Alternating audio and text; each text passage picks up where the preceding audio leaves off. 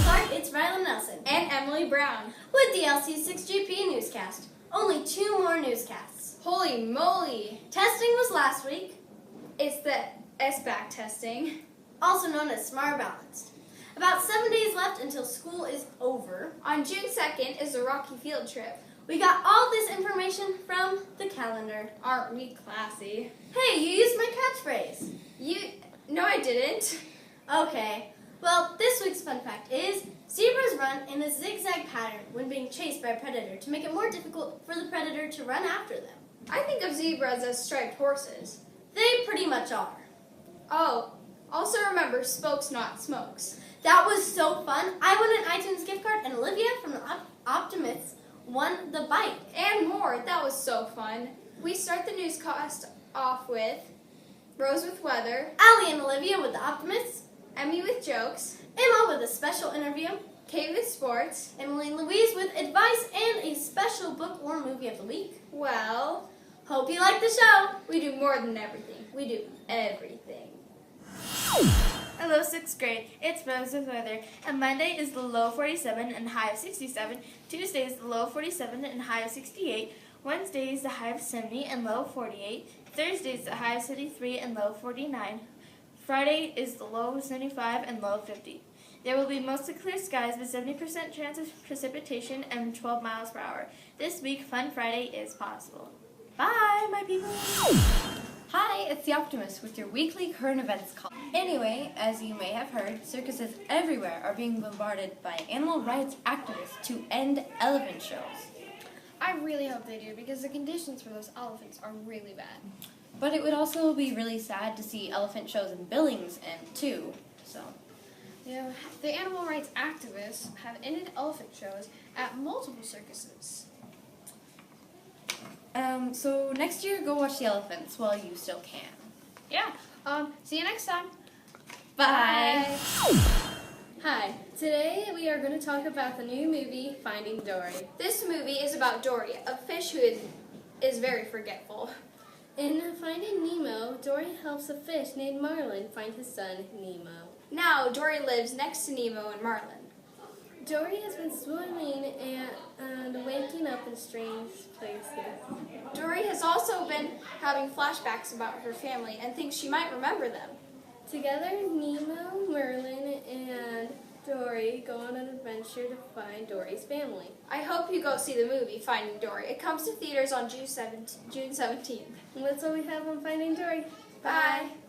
For today's advice, we're going to talk about finishing strong. And weather is coming nicely, and there's lovely things outside. And summer. Summer. Okay, so 3 times 3 equals... And volunteers? Oh my gosh, look, ducklings! What? Oh, they're so cute! Come on, guys, there's only about 2 more weeks left of school. Let's finish strong. But they're ducklings! Oh well, Brandon, close the blinds. And this is Kate, your LC6GP sports anchor. Steph Curry comes back from a knee injury on a game against Portland. Curry came in for Sean Livingston, who got ejected, and managed to make 17 points in overtime, the most that's ever been. But now Golden State is currently playing Oklahoma City, but lost the first game. In MLB, Chicago remains ahead with Atlanta way behind. And Arena Football, Orlando has won all their games, 7. And with Portland and Tampa Bay losing all of their games. In men's soccer, Colorado is in the lead. The 2 sports facts are, Pittsburgh is the only city to have all of their major league sports to have the same color, black and gold. And honey is used in center golf balls. This is Kate, and now on to Emma. Hi, it's Emma, and today we have 2 teachers we're filming today, Mrs. Del Costello and Miss Wardrop. Hope you enjoy. I'm here with Mrs. Del Costello, the 6th grade art teacher. So, what inspired you to be an art teacher? It was my passion for art and my love of children. I love watching your guys' brains just get all excited about the visual arts. How long have you been an art teacher? I've been teaching art for 7 years. Nice. Yeah. Who is your favorite artist? Can I say 2? Because Yeah. picking one when you're in the arts is hard. Klimt and Bosch. What is your favorite type of art? I have two of those too. I really love ceramics. Clay is a passion of mine, and I love when I paint to do caustics.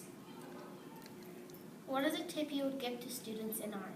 When you are trying to learn how to draw, when you're looking at something and drawing something, try to remember to draw using your eyes and not think too much about what it is you're drawing. That you're looking at it and drawing it, not just thinking about what you're drawing. And practice, practice, practice. That's a good one. Thank you for joining us, Ms. Costello. Of course, thank you guys for having me. I'm here with Miss Woodard, the 7th and 8th grade art teacher. So, what inspired you to be an art teacher? Well, I have been lucky to know that I wanted to be an art teacher since I was about 14 years old. I was a freshman in high school, and my high school art teacher signed me up to teach a little kids art camp over the weekend without telling me. So I showed up to school on Monday. She goes, "Oh, by the way, this weekend you need to go to Rocky Mountain College and volunteer at this art camp." And I said, "Okay," and so I ended up doing that. And I loved it, and I loved working with the little kids, and from there on out I just always loved art and loved working with kids, so I've just worked really hard to become an art teacher ever since I was 14. Nice. How long have you been an art teacher? This is my 5th year teaching this year. Oh, wow. Who is your favorite artist? I have a lot of favorite artists. Probably my top 3 are Chuck Close. He is a modern or contemporary portrait artist. Georgia O'Keeffe, who painted really large-scale flowers and skulls. She was my biggest painting inspiration when I was younger. And there's a Japanese printmaker named Akiko Taniguchi that I really like. What is your favorite type of art? I really like modern art and contemporary art. I like it because it challenges what art is, and a lot of people really hate it because they look at it and think, well, my 3-year-old could do that, but it's just the thought and the questions that it sparks that I really like. What is a tip that you would give to students in art? The biggest thing that I tell my students is to just always try your best. There's no right or wrong in art. To always work really hard at it. Inspiration isn't just something that hits you, it has to find you working hard. So just to always try your best, never give up, and keep going. Thanks for joining us to do this. Thank you.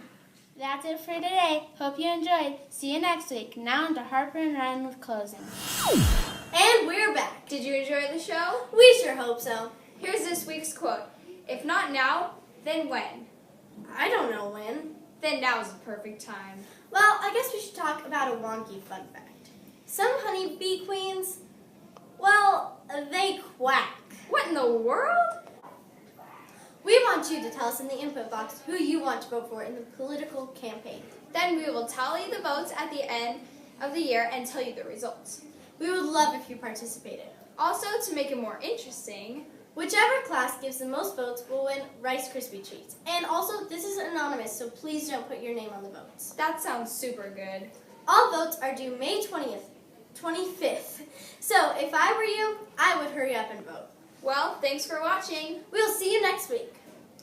Here are some kids using the Too Young to Vote tag. Stay classy, Lewis and Clark.